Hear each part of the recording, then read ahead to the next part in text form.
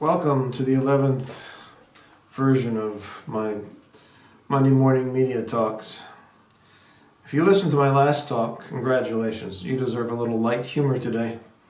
That one was a little dry. A question sometimes asked at Google job interviews goes like this. You're shrunk to the height of a nickel, but your density remains the same. Then you're thrown into an empty glass blender and you've got 60 seconds before the blade starts spinning. What would you do? Most people would try and access the part of their brain they last used in high school physical science class, but it didn't work very well then, and it's kind of rusty now. If you know my wife, you might expect her to invite her friends over for one last party. I'd probably start by blaming myself for my predicament. Then I'd look for the bright side. First, when the teacher asked what I did on my summer vacation, I'd have a much more interesting answer. Then when the folks at Google asked what special qualities I possess, I could tell them about my recent blender escape and then ask, is that job for nickel-sized guys still open? But thinking more deeply, I would wonder, what kind of nickel might I be? Would I be a Jefferson head like this 2016 nickel? Or maybe I'd be an Indian head buffalo nickel. I certainly hope I wouldn't be a plug nickel, because then I'd be worthless because I'd be counterfeit. Maybe I'd be one of the first nickels ever made in the 1850s, but then I'd only be worth a penny. Even though the next decade would bring almost Bitcoin-like quintupling appreciation, I'd still only be worth a nickel, 5 cents, and I have higher ambitions for myself than that.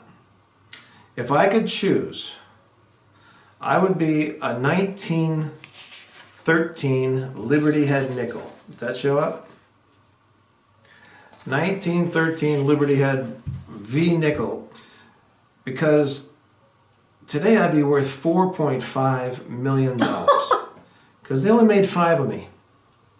Actually, they weren't supposed to make anybody. It was a sort of cheating thing going on. Imagine that, 5 cents worth of metal fetching $4.5 million. The largest denomination ever printed on U.S. currency was $100,000. One of the worst presidents we ever had is on the cover. It would take 45 of those $100,000 bills to equal one old nickel. Wow. Limited supply causes distortion in valuation. Civil War hoarding caused shortages of metal, so Congress ordered fractional paper currency, coinage, for the 3 cent, 5 cent, 10 cent, 15 cent, 25 cent, and 50 cent notes. They wanted the 5 cent note to honor William Clark of Lewis and Clark fame. But the document sent to the Treasury only said the new bill should honor Clark.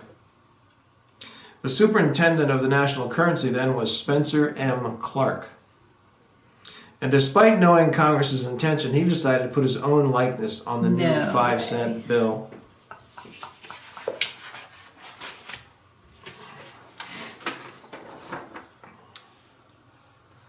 Since the instructions were kind of vague, there he is. Even worse, Mr. Clark's duplicity was the fact that he was an offender in the 1860s Me Too movement. So when Pennsylvania Congressman Russell Thayer saw Mr. Clark's mug on the 5 cent note, he amended a spending bill to say that no likeness of any living person shall be placed on any U.S. currency. And so on April 7th, 1866, Congress passed the Thayer Amendment, guaranteeing that U.S. money should only feature dead folks.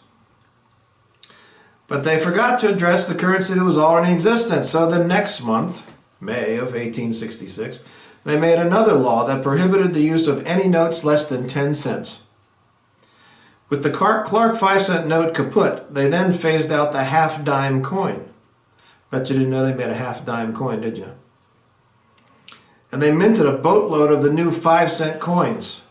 As a matter of fact, 100 times more than last year's half-dime coin. They called the new coin the nickel, and even though it was 75% copper and 25% nickel, and it still is, they called it the nickel instead of the copper. And during World War II, it had no nickel in it at all. They put in 35% silver because nickel was useful in the war effort.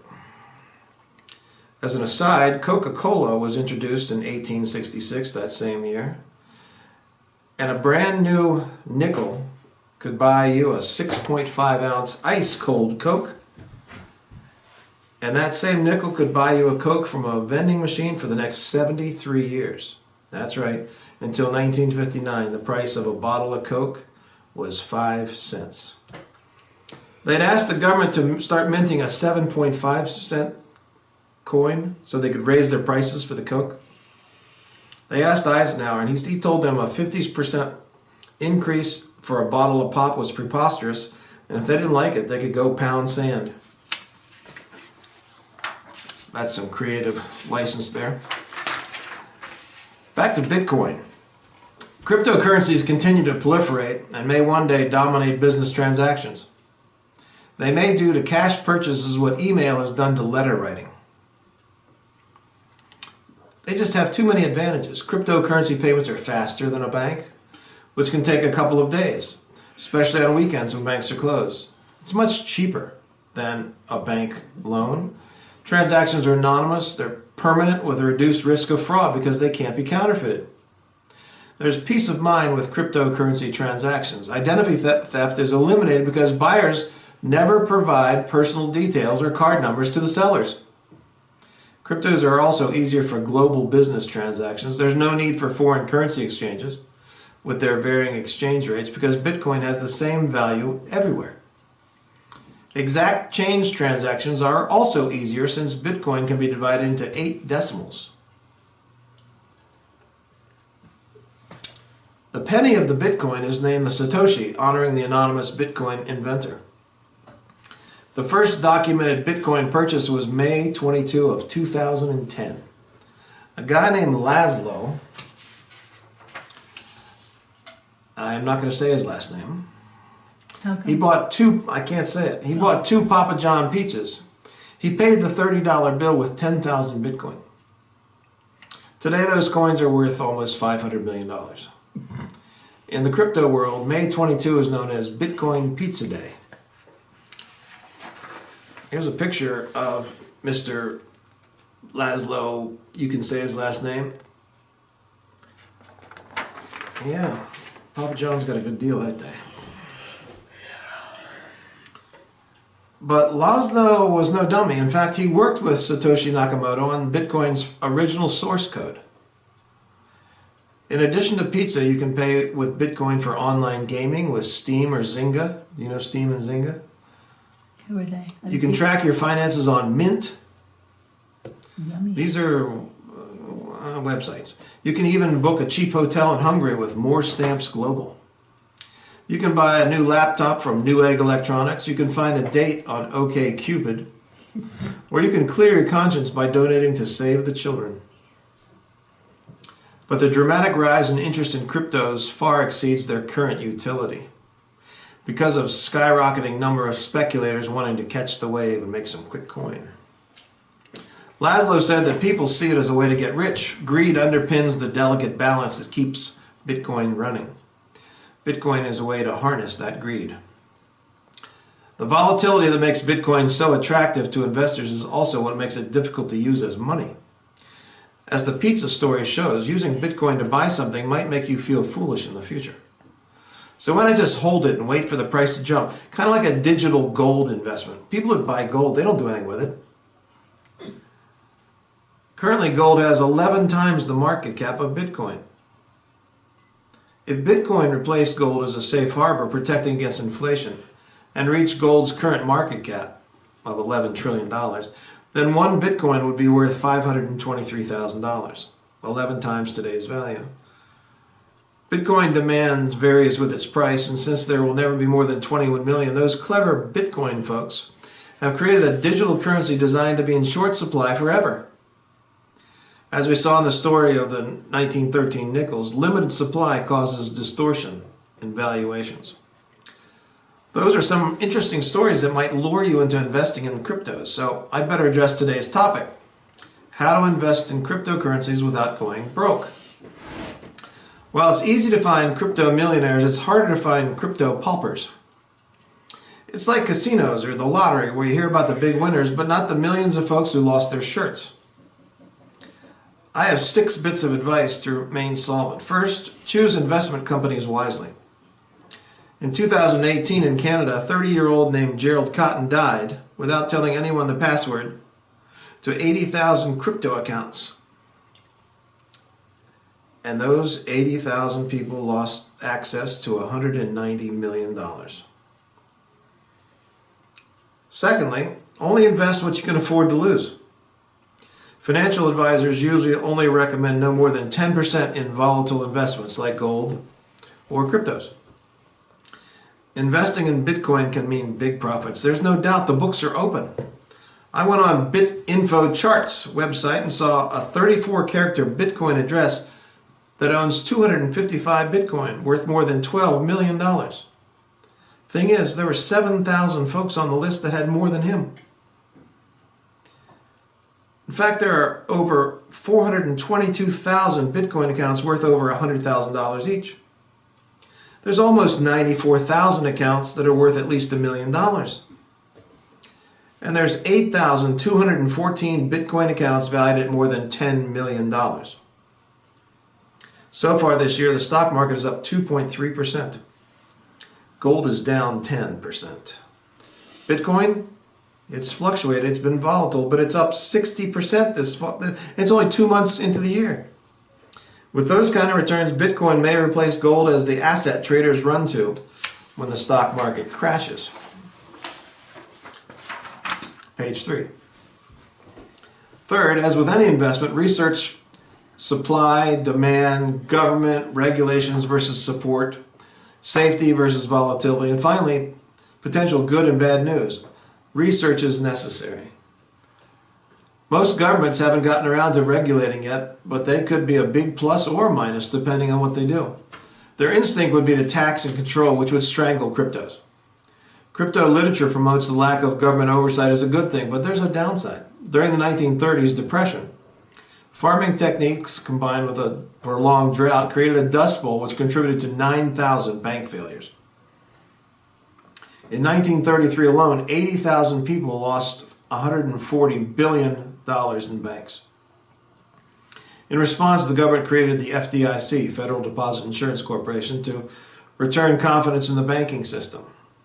Hackers and scammers have successfully attacked many crypto investments, and since there's no system to protect crypto dust bowl failures, hundreds of millions of dollars have been stolen. If the government provides crypto deposit insurance, like they did with money, that would increase confidence and drive demand and prices up. Fourth, and I haven't heard that they're going to do that. Fourth, don't do crypto investing with money you might need anytime soon. It's far too volatile. Bitcoin is the largest and safest digital currency, but even the big dog has corrected 8 times over the last year. Correction is a loss of between 10 and 20%.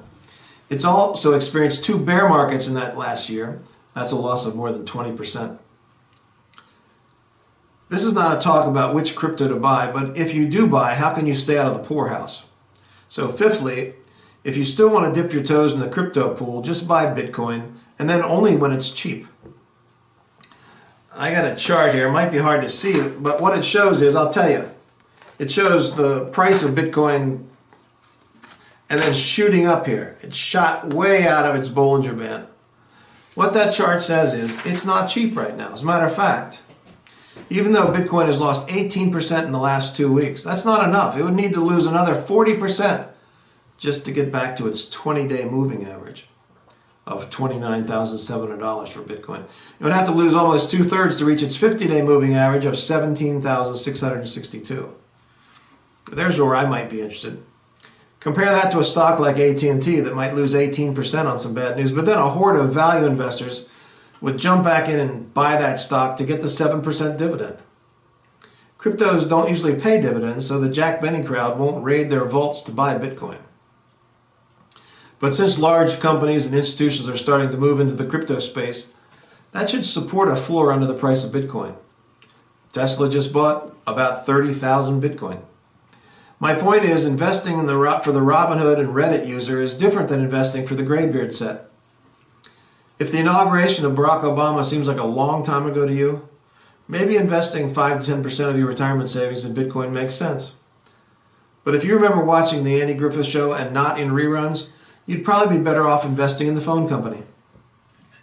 Investing in Bitcoin runs into another problem, the law of big numbers. For Bitcoin to double, it'd have to gain almost $50,000. So many investors are drawn to alternative coins. Tether is the third largest alternative coin. It would double if it gained just $1. And Dogecoin is the 14th largest coin. It would only have to add a nickel to double. Buying altcoins can be like getting in on the ground floor of a profitable computer software company, blockchain, that's making life easier and more efficient while saving people money at the same time. CoinMarketCap.com ranks 4,256 altcoins, but only half of them have any market cap at all. How to decide? As Laszlo said, greed is the magnet that draws buyers to these coins. Example, McDonald's coin is selling for about a nickel.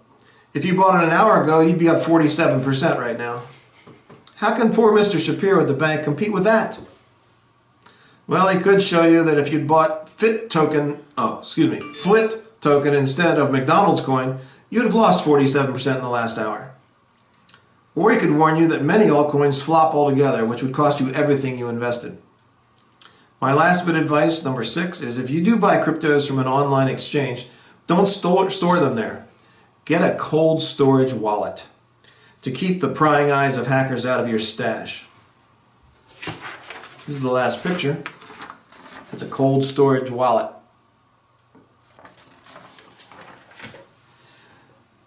Bitcoin can be a hedge against inflation and monetary debasement.